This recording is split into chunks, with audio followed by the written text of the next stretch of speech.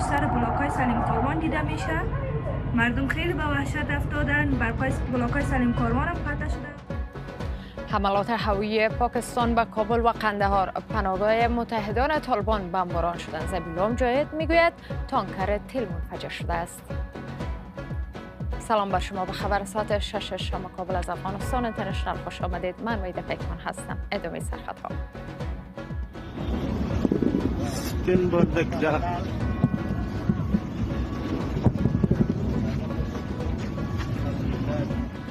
حملات پیهم هوایی پاکستان به قندهار. اسلام آباد میگوید دقت حملات بالا بود. دو طرف به درخواست طالبان برای 48 ساعت آتش بس کردند.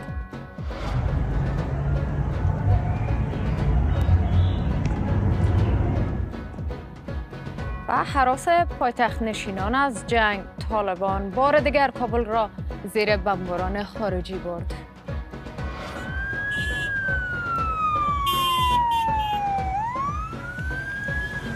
ادامه اوضاع متشنج در گذرگاه اسپین بولدک، غیر نظامیان زیادی کشته و زخمی شدند. خبرهای ورزشی امروز: جدیدترین رده‌بندی بهترین های کرکت جهان، سه بازیکن تیم ملی کرکت افغانستان در جام برترین های ICC قرار گرفتند.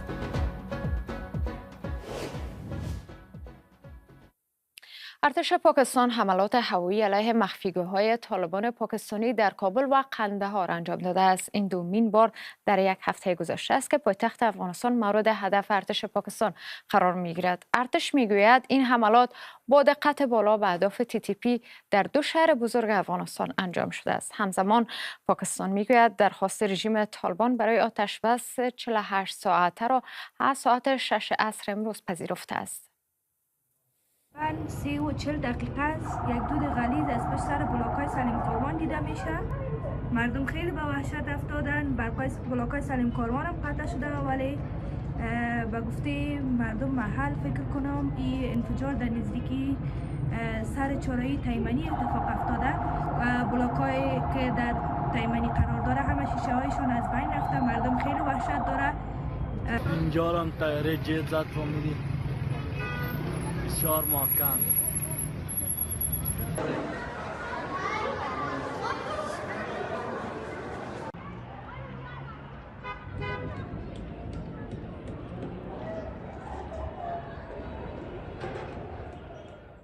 این انفجار هم خیلی عظیم بود و شاهدان میگویند ابتدا صدای هواپیما را شنیدن و بعد صدای انفجار به تعقیب آن شنیده شده.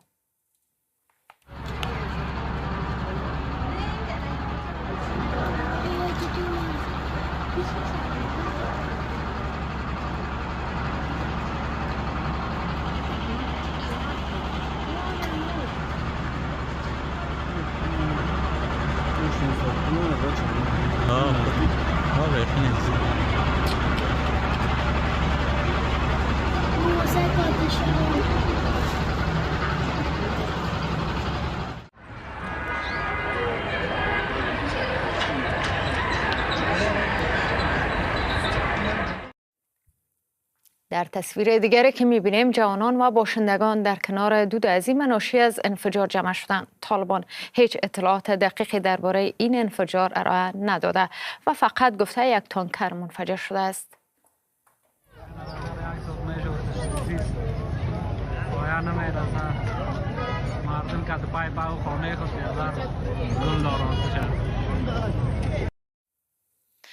همکارم تاج‌الدین سروش که این حملات را در کابل دنبال کرده است اینجا در استودیو با من است. خب سروش، این دومین حمله به کابل در یک هفته است. بیشتر درباره حملات امروز می‌خوایم بشنویم از خودت. با حمله امروز چند روایت ازش شده. روایت رسمی طالبایی است که یک تانکر منفجر شده، ولی جزئیات بیشتر نداده که این تانکر چگونه منفجر شده، چرا منفجر شده در این لحظاتی که جنگ با پاکستان جریان داشته. ولی مردم محل با فرستادن ویدیوهای متعدد میگن که ابتدا یک انفجار شنیده شد و بعد از او یک انفجار دیگه شنیده شده و بعد از او هم صدای تیراندازی در محل شنیده شد و ویدیوهایی هم که از محل میبینیم نشان میده که آتش عظیمی در محل بلند شده و بعضی ساختمان ها حتی در نزدیکیش سوخته و شیشه های ساختمان ها در 4 اطراف این محل انفجار شکسته شده و انفجار هم ظاهرا نشان داده میشه که در نزدیک چهارراه شهید، نزدیک آپارتمان ها یا هم بلاک های سلیم کاروان است در منطقه تایمنی شهر کابل اتفاق افتاده. ولی همزمان با این ارتش پاکستان تصویری از درون منفجر کرده که از بالا نشان میده که اینها ظاهرا حمله در این منطقه انجام دادن که در پی این حمله میگن که یک هدف هم هدف قرار گرفته که معلوم نیست هدف کی بوده.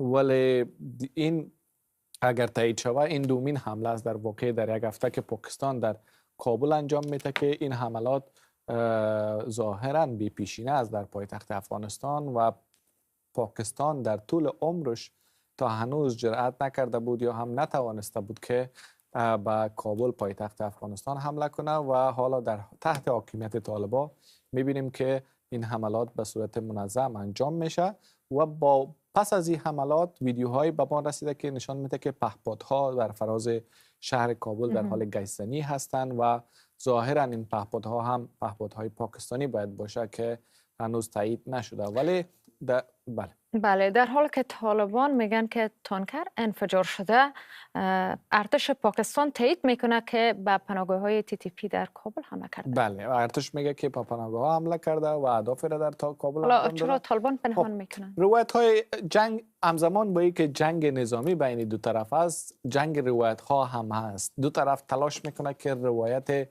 غالب رسانه‌ای و افکار عامه را در دست داشته باشه. طالبان تلاش میکنن که این روایت داشته باشن، اون طرف پاکستان تلاش میکنه که روایت خودش در اینجا حاکم بسازه و به همون خاطر هم است که شبکه‌های اجتماعی پر است از روایت‌های دو طرف و حتی به تبلیغات میپردازن، به پروپاگاندا میپردازن، تبلیغات گسترده جریان داره و خبرهای موثق و ناموثقی از طرف هر دو طرف پخش میشه. اما چیزی که بسیار مهم است در این وسط یافتن خبر دقیق در مورد این درگیری دو طرف است که باید خبرها بدونی که تحت تاثیر تبلیغات دو طرف قرار بگیره باید پخش شود و در دسترس مردم قرار بگیره. و پاکستان هم گفته که آتش بس 48 ساعته به درخواست طالبان پذیرفته شده. و این طرف طالبان لحظات پیش ما می‌دیدم که میگفتن که این آتش بس به درخواست پاکستان تعیین شده و پذیرفته شده و ساعت 5 عصر امروز این آتش بس برقرار خواهد شد تا 48 ساعت. ولی بعد از او که دوام میافته یا نمیافته معلوم نیست، ولی تا 48 ساعت در دو طرف توافق کردن که آتش بس اعلام شود. بسیار تشکر از خودت جدی نصروش، همکارم اینجا در لندن. ممنون.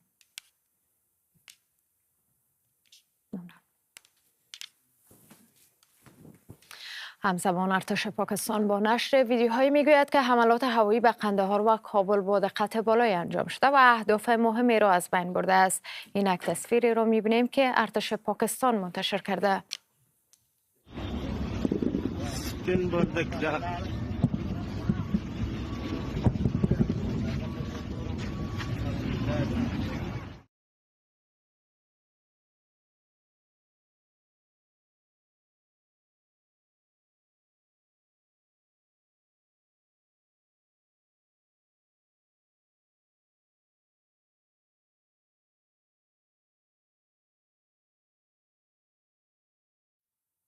همکارم حامد حیدری را که جزئیات حملات قندهار را دنبال کرده اینجا در استودیو با ما است.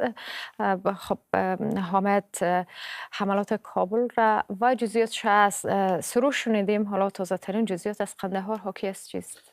وحید جان، کمیته صلیب سرخ اعلام کرده که حملات قندهار یا نبردها در قندهار تلفات سنگینی بر جا گذاشته و گفته که این نهاد به شفاخانه ولایت قندهار سر داده و اونجا به زخمی ها کمک رسانی کرده. همزمان هم مقام های محلی طالبان در اسم بولدک تایید کردند که جنگنده های ارتش پاکستان سرک کندک در اسم بولدک را آماج حملات هوایی قرار داده. آنچه که رسانه‌های اجتماعی و ویدیوهایی در اختیار ما قرار گرفته نشان میده که حداقل از 5 ساحه دود غلیظ بیرون شده پس از این حملات و مقام‌های محلی از مردم محل خواسته که حداقل به کمک زخمی ها و کسایی که از این حملات آسیب دیده بشتابند و تا بتانه کسایی که زیر آوار یا زیر این بمباردمان گیرمان آنها را از صحنه بیرون کنند.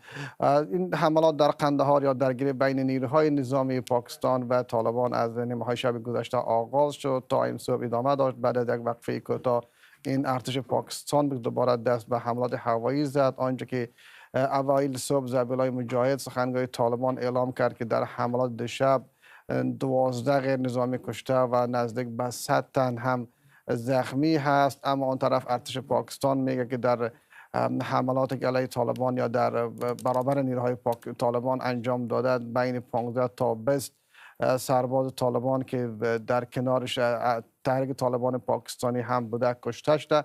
هنوز آمار دقیق از تلفات تازه حملات هوایی پاکستان در اسم بولدک منتشر نشده. روایت های متفاوت وجود داره. طالبان میگه که پاکستان خانه های مسکونی را بمباران کرده، اما ارتش پاکستان میگه که این کشور و نیروهای امنیتی این کشور مراکز نظامی طالبان در اسم بولدک آماج حملات هوایی قرار داده و آنچه هم تلویزیون دولتی پاکستان حداقل ساعت پیش اعلام کرد با تصاویر که از اسم بولدک نشر کرد و گفت که در این ساحه بیشتر کندک های نظامی طالبان بوده که مورد حمله هوایی جنگنده های ارتش پاکستان قرار گرفته است. خب چشم دیدم مردم چی بوده در این بین؟ مردم محل میگه که به شدت از این حملات مردم آسیب دیده، خانه ها آسیب دیده، در کنار که تلفات جانی داره و حتی تجارت در اسم بولدک متوقف هست. هنوز هم دو طرف دست به ماشه هستند. در کنارش هم امروز مردم محل میگه در ولسوالی در یک نقاط مرزی دیگر در قندهار با به اسم بولدک هست، اونجا هم درگیری ساعت پیش بین نظامیان پاکستان و طالبان رخ داده. هنوز از اون درگیری تازه که حداقل 2 ساعت پیش رخ داده جزئیات در دست نیست، اما مردم از وضعیت به شدت سراسیمه هستند چون در منطقه مرزی درگیری هست و این طرف هم پاکستانیا حداقل ساعت پیش از اون طرف نقاط مرزی اسم بولدک از مردم محل خواستند که از نقاط مرزی خانه هاشون ترک بکنن و باید به 1 یا 2 کیلومتر دورتر از نقاط مرزی نقل مکان بکنن. ظاهرا دو طرف تلاش دارن در کنار که حداقل آنچه که هم در خبرها آمد که دو طرف تلاش دارن که در کنار این که روایت سازی جنگ هم بکنن، همزمان هم آنچه که تلفات هست هم یکی میگه غیر نظامیان هست و ارتش پاکستان میگه نظامیان طالبان و تحریک طالبان پاکستانی را هدف آماج حملات قرار داده. و آمار تلفات هم متناقض از کدام طرف درست میگه؟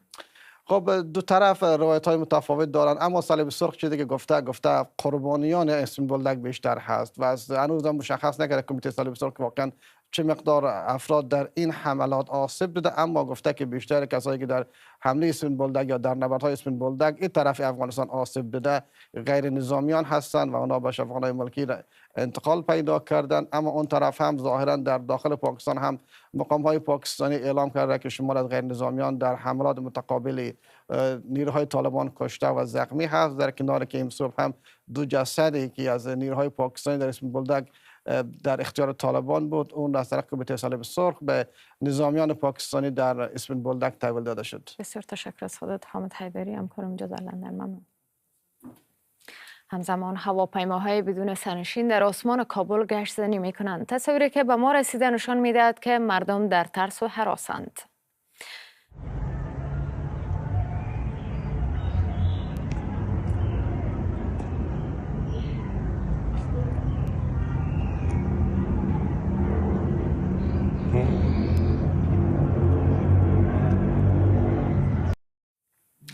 برای تحلیل بیشتر این خبرها امیلا عبیبی تلگر ارشد را اینجا در استودیو با خود دارم. خب آقای عبیبی، درگیری ها شدت گرفته، اهداف دو طرف از این جنگ چیست؟ ببینید، بحث اساسی است که من به عنوان کارشناس یا به عنوان متخصص همین حوزه خیلی در این چند روز به دنبال از این بودیم، شاید هر شهروند افغانستان و کسانی که به دنبال این هستند که نبض تحولات به کدام سو به پیش میره و یک چارچوب تئوریک اگر برزیم که طرفین چی میخواین از این جنگ، چرا این جنگ حالا بالا گرفته. به هر حال 4 سال از طالبان در قدرت بودن، مشکل TTP هم بودن، پاکستانی هر از گاهی شکایت داشتن و چرا حالا این وضعیت به این شکل کشیده شده. حملاتی که پاکستان به مناطق مختلف افغانستان از جمله به کابل این بار دوم است که داشتن، یک نور را شکست داده و او است که پاکستان دیگه برای خود محدودیت قائل نیست در اینکه اهدافی را در داخل افغانستان در هر جایی که بخواهد هدف قرار بده. طالبان نهایت عکس العملشان در مرزها خواهد بود یک پوستیر حمله بکنن، چند تا پوستیر بزنن ولی آنچه که مهم است که پاکستان دیگه محدودیتی برای خود در حمله به اهدافش در داخل افغانستان قائل نیست. احتمال داره پس از سفرهایی که مقامات پاکستانی به واشنگتن داشتن چراغ سبزی از اونجا دریافت کرده باشن که اختیار داشته باشن که در داخل افغانستان هر جایی که خواستن عملیات را انجام بدن. احتمالاً این مشکل TTP و قرارگاه‌هایشان جایی که اینا بودن در گذشته هم بوده. این 4 سال شاید آهسته آهسته رشد کرده. پاکستانی میدونستن که اینا کجا هستن و حالا زمانش رسیده که اینا دست به حمله بزنن. از سوی پاکستان به نظر من هدف این جنگ از بین بردن این قرارگاه هاست و اهداف است در کابل هم که گفته میشه. ولی اهداف طالبان خیلی زیاد هستن. میتونن برن دپار مثلا حمله کنن، قرارگاه نظامیشون حمله کنن، نکردن. ولی به گفته میشه که به جایی حمله کردن که مراکز TTP بودن.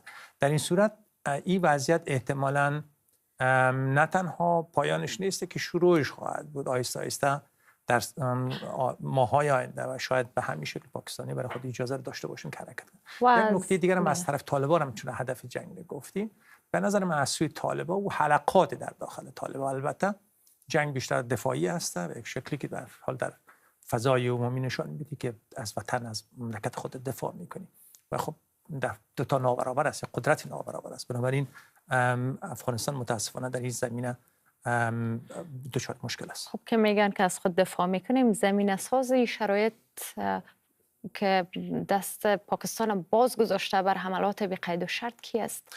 ببینید اینکه حلقات از TTP در داخل افغانستان باشه و یا شاید حالا یک مقدار تاریخچه‌اش بریم برگردیم، این بازی که پاکستان شروع کرده بود حمایت از طالبان در دوران جمهوریت خب همه صدا میکنن، مقامات افغانستان میرفتن به پاکستان که نکنین این کار به نفع شما نیست، بگذارید رابطه خوبی داشته باشیم. پاکستان هم رابطه خوبی میتونست تجارت بکنه با افغانستان. ولی خب حمایت از طالبان به نظر من شاید درسی هم برای پاکستان باشه که این حمایت ها باعث شد که طالبان با قدرت برسه، حاکمیت افغانستان از پای در بیه. حالا در یک وضعیت قرار گرفتیم که دیگه به نظر میرسه در این آتشی که برپا شده قدرت های دیگری هم باشه، حلقاتی هم در داخل افغانستان و هم در منطقه هم در داخل پاکستان ممکن است که باشن که منتظر فرصت بودن که از این فرصت استفاده بکنن با پاکستان تصفیه حساب بکنن. حالا که این وضعیت پیش آمده، شما فرض کنید همین جنگ، بله. من اگر در دهلی نشسته باشم شاید فکر کنم که حالا وقتش است یا یک 3 میلیارد دلار در دوران جمهوریت خرج کنم، میلیاردهای دیگر هم خرج میکنم که برم اینجا سربازگیری کنم، برم علیه پاکستان بجنگم. بنابراین اینی وضعیت است که قدرت‌های دیگه وارد میشه و اینجا. پس شما حمله پاکستان را تاکتیکی میدونین نه استراتژیک؟ درک من است که تاکتیکی است.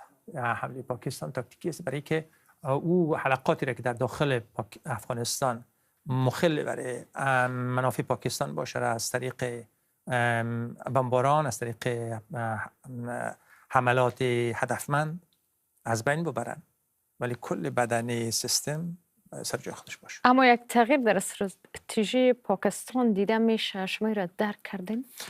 من یک کمی محتاط هستم در این زمینه، چون که تغییر در استراتژی پاکستان از لحاظ عرض کنم اجراییش به شکلی که شما حدودی را برای عرض کنم ضربه زدن به حلقات مخالف در داخل افغانستان دیگه نبینید. در گذشته میان مذاکره میکردن، میامدن طالبان وساطت میکردن، مقاماتشون وساطت میکردن. حالا بعد از تحولاتی که پیش آمده به خصوص رفت آمدها با واشنگتن احتمالاً این دست باز رو پیدا کردن. پس پیامد جنگ برای دو طرف بخصوص بر مردم افغانستان و خاک افغانستان چیست؟ بسیار متاسفانه برای افغانستان و مردم افغانستان بسیار شکننده و کمر شکن است. شما مرزها رو وقتی بسته میکنید قیمت مواد غذایی میره بالا.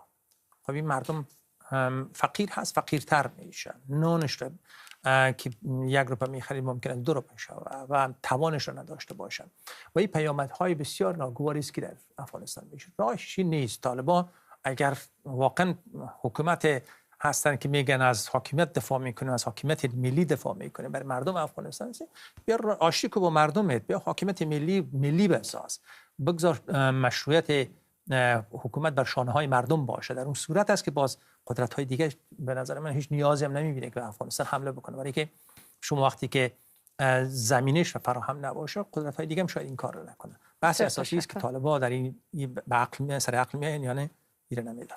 بسیار تشکر از شما آقای امین‌الله حبیبی، تلگر ارشد اینجا در لندن. ممنون از شما.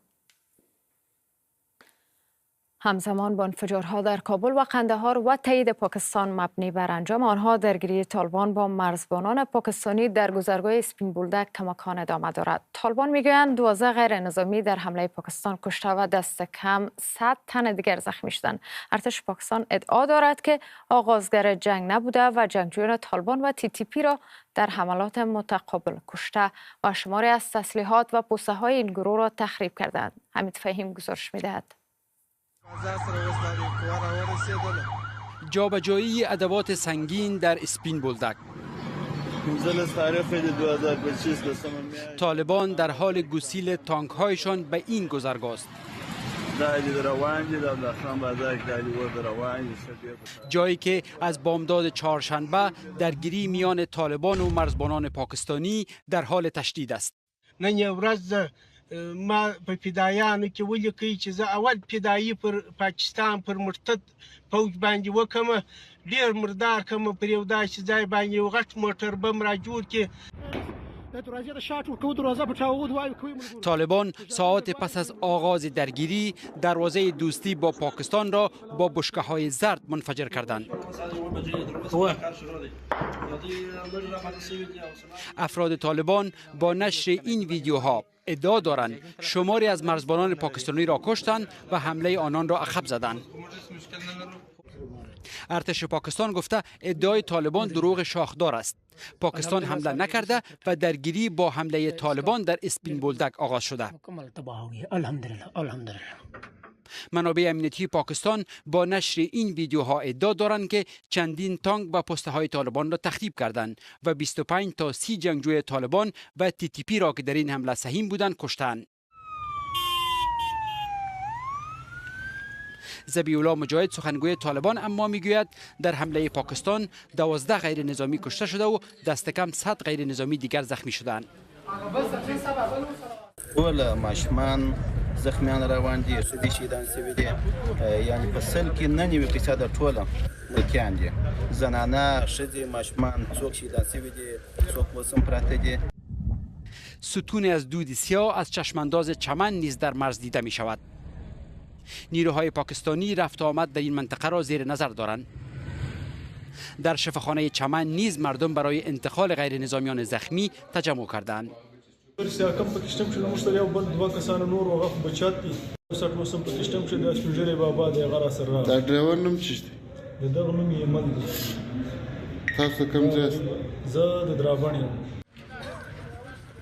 همزمان با تشدید درگیری‌ها در گذرگاه اسپین بولدک، شماری از ساکنان چمن در راهپیمایی ادعا دارند که تنش‌های تازه میان طالبان و پاکستان ریشه در سفر وزیر خارجه طالبان به هند دارد. وزیر خارجه افغانستان به هند رفت و این همه جنجال به خاطر سازش طالبان با هند است. اینا به خاطر چند آمبولانس هند 50 ساله کمک ما را نادیده گرفتند.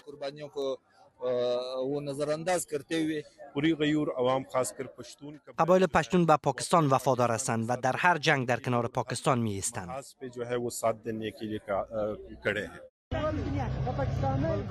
موج تازه‌ای از تنش و درگیری میان طالبان و پاکستان 3 روز پیش همزمان با سفر امیرخان متقی وزیر خارجه طالبان به هند و نقض حریم هوایی افغانستان توسط جنگنده‌های پاکستان آغاز شد و با گذشت هر روز در حال تشدید است. و در بخش ژرفا می رویم و تازه ترین ها را در مورد تنش و درگیری میان طالبان و پاکستان مرور میکنیم. بیژن یقین در ژرفای امروز نگاهی دارد به زد و خوردها از اسپین بولدک گرفته تا حمله مستقیم دیگر بر کابل.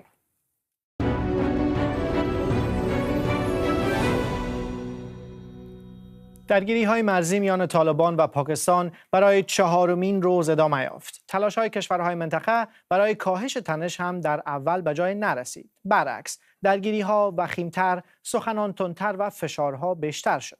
تا جایی که سازمان ملل متحد گفت با نگرانی وضعیت را بررسی می‌کند و اختلافات باید از راه مسالمت‌آمیز حل شود. اما تا شام روز چهارشنبه خبری از راه حل مسالمت‌آمیز نبود. درگیری‌ها میان طرف پاکستانی و طالبان بخصوص در منطقه مرزی اسپین بولدک قندهار شدید بود. خانواده‌ها مجبور به ترک خانه‌هایشان شدند و به گفته سخنگوی طالبان در حملات پاکستان 12 غیر نظامی از بین رفتند و 100 تن دیگر زخم برداشتند. و همچنان مدعی شد که طالبان هم تعداد زیادی از نظامیان پاکستانی را از پا درآورد، پاسگاه‌هایشان را تصرف کرد و سلاح‌هایشان را هم به دست گرفت. واقعی که شاید بیش از هر چیز دیگر تیرگی روابط دو طرف را به تصویر بکشد، منفجر کردن این دروازه، یعنی دروازه دوستی پاکستان افغانستان از سوی طالبان است. می‌بینیم. السلام علیکم و رحمت الله. ملګرو شه دروازه شاټ ورکو، دروازه پټاو دوای کوي ملګرو، مجاهدین دوای کوي ملګرو. السلام علیکم و رحمت الله. ملګرو شه اس په خیر از جوړ ورغاس دا دروازه تم ربي ورخص خیر دوای کوي مجاهدین. مړې دې دروازه ده.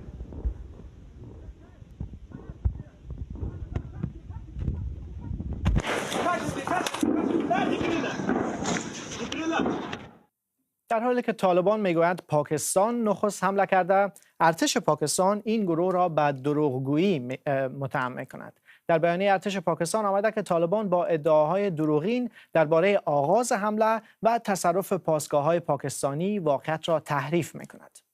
از سوی هم ارتش پاکستان تصاویری را نشر کرده که میگوید حملاتشان را در منطقه اسپین بولدک علیه پاسگاه‌های طالبان نشان میدهد. در تصاویر به خوبی میبینید که بمب‌ها از هوا بر ساختمان‌ها و تجهیزات نظامی پرتاب میشوند.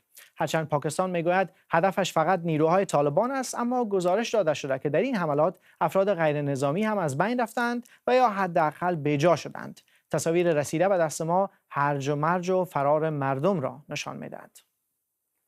وضعیت بولدک لالا وضعیت بولدک دیشب تا بالا میت زدن کفتنه مردم فلان هم درونه هم طرف غنداری تو به جه تانگ زنجیری میره طرف دروازه میره شب تا میت بزنه که دیگه امکان نداره.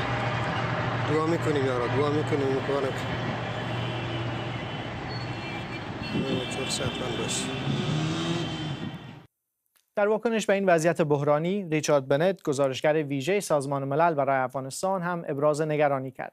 او از هر دو طرف خواست خویشتن‌داری کنند، از غیر نظامیان محافظت و به قوانین بین الملل هم پایبند باشند.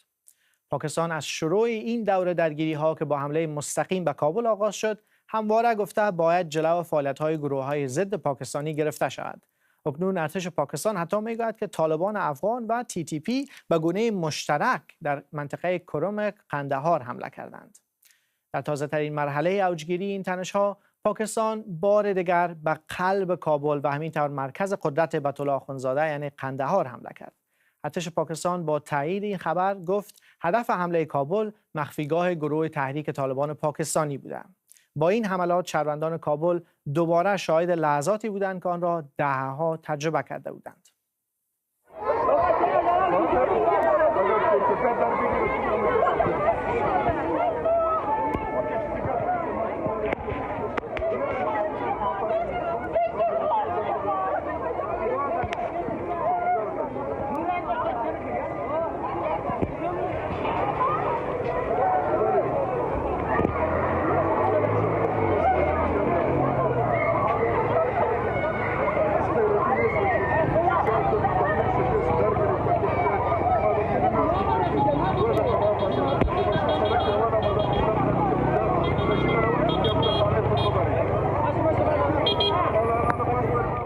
پس از حمله دوم بر کابل، پاکستان اعلام کرد که به درخواست اداره طالبان به یک آتشبس 48 ساعته توافق کرده است. ولی تنش‌های سیاسی و زد و خوردهای مرگبار در 4 روز گذشته سوال‌های اساسی را در مورد آینده افغانستان به میان آورده. آیا پاکستان از طالبان افغانستان رو گردانده و اگر چنین باشد، عاقبت طالبانی که با حمایت پاکستان به قدرت رسید چه خواهد شد؟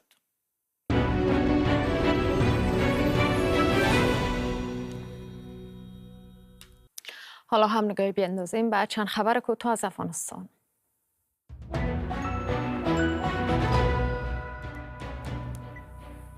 حکومت پاکستان به مسئولان بندر کراچی دستور داده است که کالاهای تاجران افغانستان را بارگیری نکنند. تاجران افغان در گفتگو با افغانستان اینترنشنال خبر دادند که در جریان 3 روز گذشته 2000 کانتینر در تورخم و سپین بولدک و 800 کانتینر آنان در بندر کراچی متوقف شدند.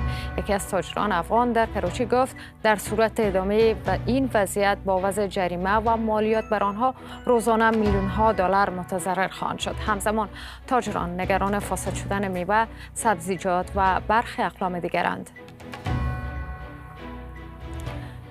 وزیر خارجه طالبان پس از سفر پرحاشیه خود به هند امروز چهارشنبه به کابل برمیگردد. بهبود روابط سیاسی و دیپلماتیک طالبان با هند از اهداف این سفر گفته شده است. جلوگیری از حضور خبرنگاران زن در نشست خبری وزیر خارجه طالبان از حاشیه‌های پرسر و صدا این سفر بود. طالبان پس از بازگشت به قدرت در افغانستان متهم به نقض گسترده حقوق بشر و حقوق زنانند. و محمد رضا بابایی والی یزد گفته است که تنها راه حل جلوگیری از ورود غیرقانونی مهاجران افغان مدیریت موثر مرزهای ایران است. او از افزایش حضور افغانها در یزد ابراز نگرانی کرده و گفته است که وزارت داخله برای ساماندهی و ثبت مهاجران گام‌های برداشته است. این در حالی است که ایران روند بازگرداندن اجباری مهاجران افغان را تسریع کرده است. امروز چهارشنبه 23 میزان برابر است با روز جهانی عصای سفید. عصای سفید نماد افراد نابینا و کمبینا در جهان است. این روز هر سال با هدف ایمنی و افزایش آگاهی در مورد حقوق و توانمندی‌های افراد نابینا و کمبینا تجلیل می‌شود. بر اساس گزارش سازمان جهانی بهداشت بیش از 180 میلیون نفر در جهان نابینا یا کمبینا هستند. سونیا شریفی کنشگر اجتماعی را که نابینا است از کابل با خود داریم. خب در ابتدا میخوایم بشنویم که خب امروز در کابل حملات هم انجام شده بود. شما چه احساس دارین؟ سلام و درود خدمت شما و بیننده های شما. اولتر از همه خب روز جهانی عصای سفید من به تمام نابینایان که در افغانستان و بیرون از افغانستان زندگی میکنن خجستاباد میگم. و در مورد رویداد امروز براتان بگویم واقعا یک رویداد متاثر کننده بود به کسایی که در افغانستان زندگی میکنن، در کابل زندگی میکنن. امنیت درست نداریم در جاده ها و سرک ها و این واقعا یک حادثه ترسناک بود بر ما. خب چه چالش های برای افراد نابینا در کابل و سایر ولایت افغانستان وجود دارد؟ زندگی یک نابینا سراسر چالش ها و مشکلات داره که این مشکلات شامل امکانات آموزشی درست نداریم ما و همچنان نرم افزارهای کمکی وجود نداره در افغانستان و حتی جاده ها و سرک های افغانستان برای نابینایان به خاطر عبور و مرورشان امن نیست. خب حالا چه تغییری را برای بهبود زندگی نابینایان ضروری می‌دانین؟ اولتر از همه که آموزش مهمترین تغییر است در زندگی یک نابینا. آموزش درست و باید اینا آموزش درست ببینن و امکانات آموزشی به ما فراهم شود.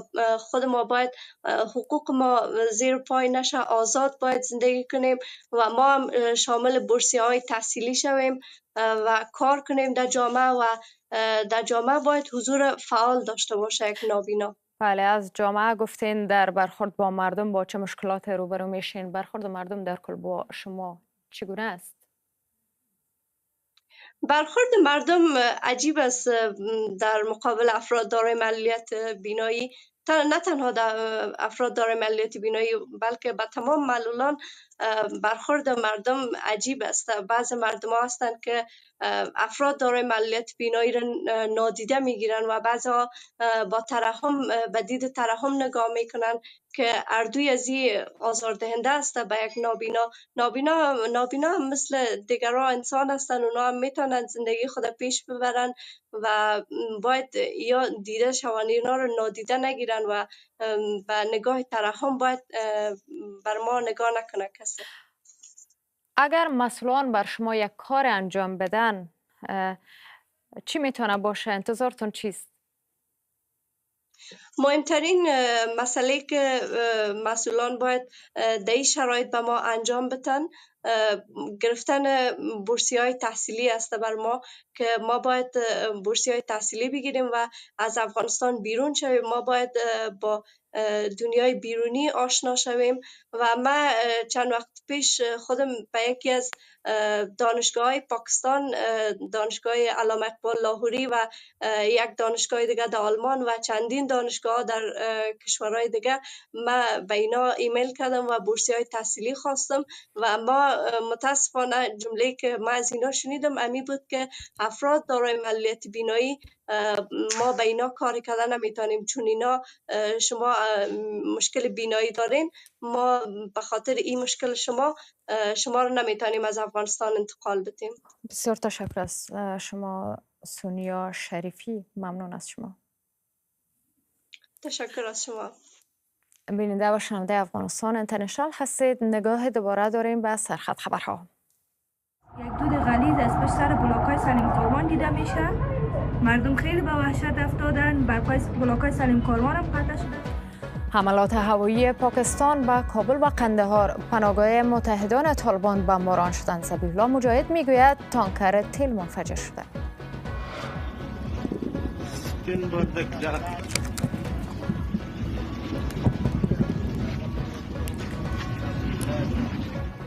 حملات پیهم هوایی پاکستان به قندهار، اسلام آباد میگوید دقت حملات بالا بود. دو طرف به درخواست طالبان برای 48 ساعت آتش بس کردند.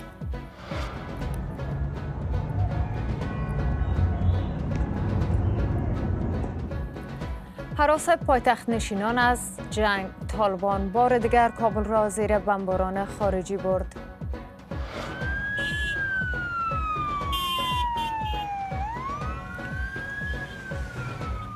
و ادامه اوضاع متشنج در گذرگاه اسپین بولدک، غیر نظامیان زیادی کشته و زخمی شدند.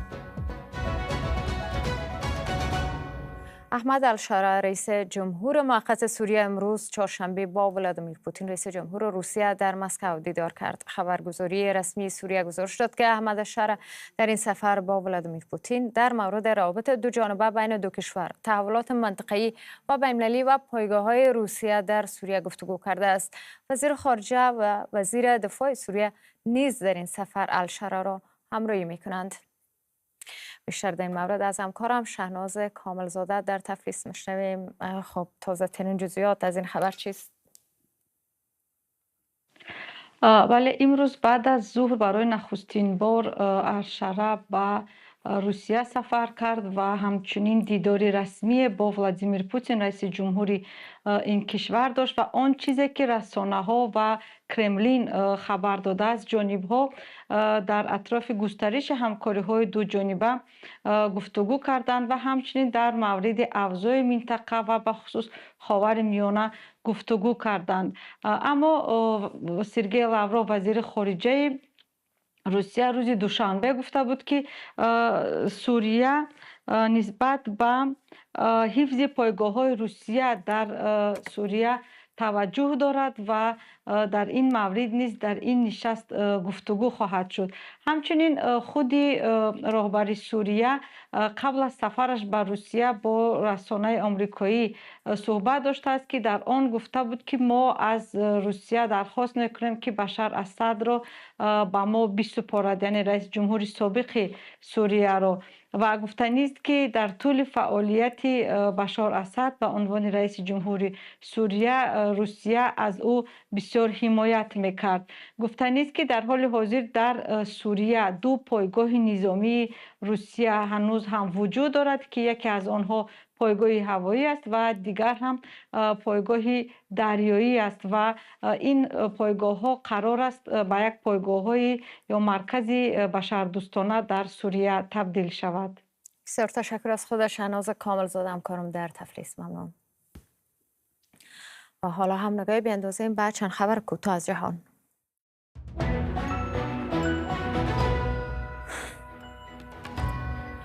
رویترز گزارش کرده است که دولت بشار اسد در عملیات محرمانه طی سالهای 2019 تا 2021 هزاران جسد را از یکی از بزرگترین گروه‌های دسته‌جمعی سوریه به مکان نامعلوم منتقل کرده است. با گزارش رویترز این گروه شامل 34 گودال مجموعاً به طول 2 کیلومتر بوده و قربانیان عمدتاً زندانیان و جانباختگان بیمارستان‌های نظامی بودند.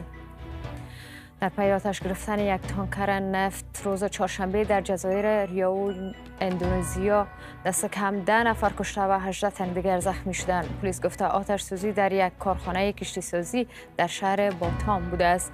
رئیس پلیس جزایر ریو با زخمی های این حادثه دیدار کرده است. چند پیش نیز یک کشتی در حال تعمیر در باتام آتش گرفت و 4 نفر کشته و 9 نفر زخمی به جا گذاشت. در پی وقوع آتش سوزی مهیب در یک کارخانه پوشاک در بنگلادش دست کم 16 نفر جان باختند. آتش سوزی در کارخانه پوشاک رخ داده که آتش مهار شده، اما یک انبار مواد شیمیایی مجاور همچنان در حال سوختن است. سازمان آتش نشانی گفته 16 جسد را بیرون کرده. مقامات از افزایش آمار قربانیان هشدار دادند.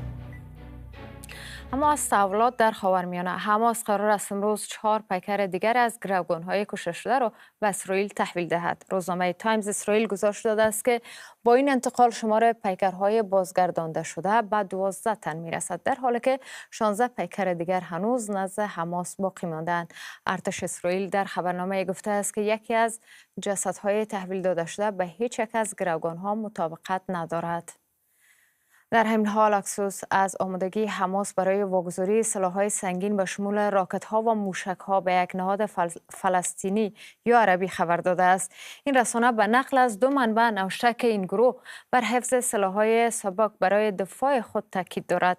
حسابی نخست وزیر اسرائیل با تاکید بر خلع سلاح حماس گفته است در صورت سرپیچی در غزه جهنم برپا خواهد کرد. همزمان دونالد ترامپ رئیس جمهور آمریکا نیز به خلع سلاح حماس تاکید کرده و هشدار داده است که اگر حماس سلاح خود را زمین نگذارد ممکن است با خشونت مواجه شود.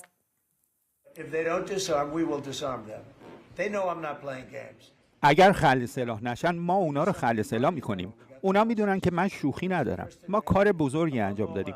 گروگان‌ها رو برگردوندیم. اولین کاری که باید اول از همه انجام میدادیم همین بود.